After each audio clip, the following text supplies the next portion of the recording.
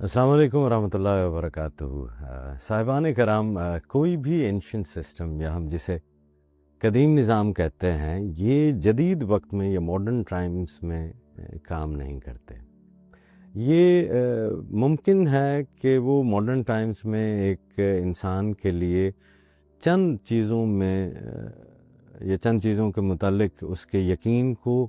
مضبوط کر سکیں، یا اس کی چند چیزوں کے متعلق اس کی جو ہے وہ سہولت کر سکیں، مگر اس انسان میں بہتری لانے میں اتنے معاون ثابت ہوں، یہ ضروری نہیں ہے۔ کوئی بھی اینشنٹ سسٹم نہیں ہوتا ہے۔ اینشنٹ جو ہے وہ نالج ہوتی ہے، قدیم جو ہے وہ علم ہوتا ہے، جس کے اوپر نظام جو ہے وہ بنائے جاتے ہیں، وہ کنسٹرکٹ جو ہے وہ کیے جاتے ہیں۔ تو علم قدیم ہوتا ہے۔ سسٹم جو ہے وہ قدیم سسٹمز جو ہے وہ اینشنٹ ٹائمز کے لیے ہیں۔ اس وقت کے لیے جو ہے اس قدیم نالج کی بیس کے اوپر، اس قدیم نالج میں وضع کیے گئے اصولوں کے اوپر، اس وزڈم اور اس عرفان کے پیچھے جو اس علم کے اندر ہے، اس کی بنیادوں کے اوپر جو ہے وہ سسٹم جو ہے وہ بنائے جاتے ہیں، وہ کنسٹرکٹ جو ہے وہ کیے جاتے ہیں۔ تو اس سوچ میں رہنا کہ ایک اینشنٹ سسٹم جو ہے وہ ان زمانوں کے اندر جو ہے وہ اس کا لانا ممکن ہوگا اپنی اسی طرز پر، تو یہ شاید ممکن نہیں، کیونکہ باہر کے حالات جو ہے وہ بدل چکے ہیں۔ تو آپ کے ایک آؤٹ ورڈلی فارمز میں آپ رہتے ہیں، ایک ظاہری اشکال کی دنیا کے اندر آپ موجود ہیں۔ علم شکل نہیں ہے، علم شکل کو ترتیب ضرور دیتا ہے جی، لیکن شکل کی یا فارم کی یا آؤٹ ورڈ جو ریالٹی ہے یا ظاہر ہے، اس کی مجبوری یہ ہے کہ ظاہر نے بدلاؤ میں سے ہی گزرنا ہے، ظاہر نے تغیر میں سے ہی گزرنا ہے، ظاہر نے چینج کے اندر سے ہی جو ہے وہ گزرنا ہے۔ تو آؤٹ ورڈ سرکمسٹانسز وہ نہیں رہتے، نہ آؤٹ ورڈلی میں جو ہوں وہ 1500 سال پہلے تو ایسا نہیں تھا انسان، نہ 1500 سال پہلے جو ہے وہ باہر کی دنیا جو ہے وہ ایسی تھی۔ ابھی سرمایہ دارانہ نظام نہیں آیا تھا، ابھی اکنامک جو ہے وہ وارز جو ہے وہ شروع نہیں ہوئی تھیں۔ تو اسلام کی جو حقانیت ہے اور اسلام کی آفاقیت جو ہے وہ نالج بیسڈ ہے، وہ سسٹم بیسڈ نہیں ہے۔ وہ اس قدیم الوہی علم کے اوپر ہے جو اللہ کریم نے اسماء کے کلی علم کی طور پر جو ہے وہ ہر انسانی روح کو ودیت کر دیا گیا ہے۔ تو اس نالج کو جو اینشنٹ ہے، جو اس ٹائم سے بھی پہلے ہے، اب اس نالج کی جو اپلیکیشن ہے، اس قدیم علم کا جو اطلاق ہے اس جدید وقت کے اندر، وہ سسٹم بناتا ہے، وہ نظام بناتا ہے۔ اور نظام تشکیل کون دیتے ہیں؟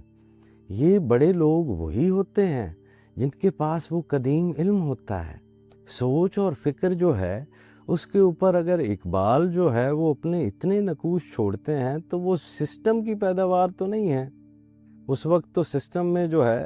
وہ اتنی شکست و ریخت جو ہے وہ ہو رہی ہے کہ اقبال جو ہے وہ ملا کو بھی اور شیخ کو بھی، دونوں کو ہی اس کا جو ہے وہ مورد الزام ٹھہرا رہے ہیں، مگر ان کے پاس وہ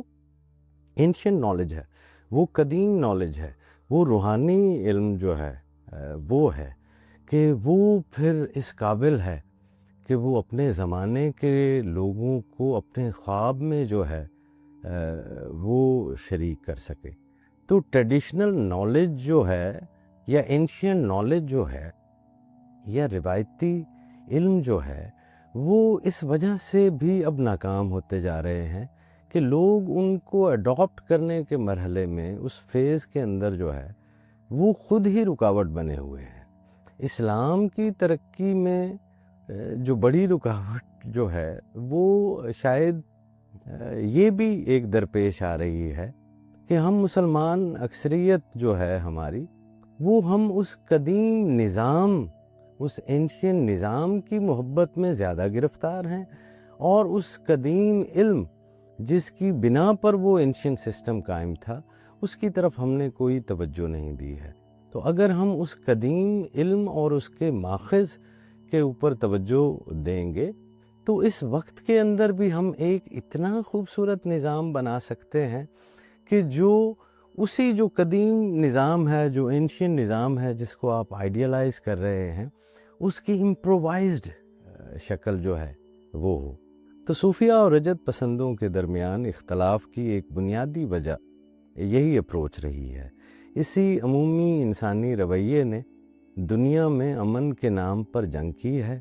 علاج کے نام پر مرض پھیلائے ہیں، راہبری کے نام پر راہزنی کی ہے، حفاظت کے نام پر لوٹ مار کے بازار گرم کیے ہیں، اور علم کے نام پر جہالت اور روشنی کے نام پر اندھیرے پھیلائے ہیں۔ اور اسی کی وجہ سے خونی رشتہ دار ہی خون کے پیاسے ہو گئے ہیں۔ ہمسائے ہی آپ کا سایہ زمین پر برداشت نہیں کر رہے ہیں۔ تو اس اینشین نالج کی طرف جو ہے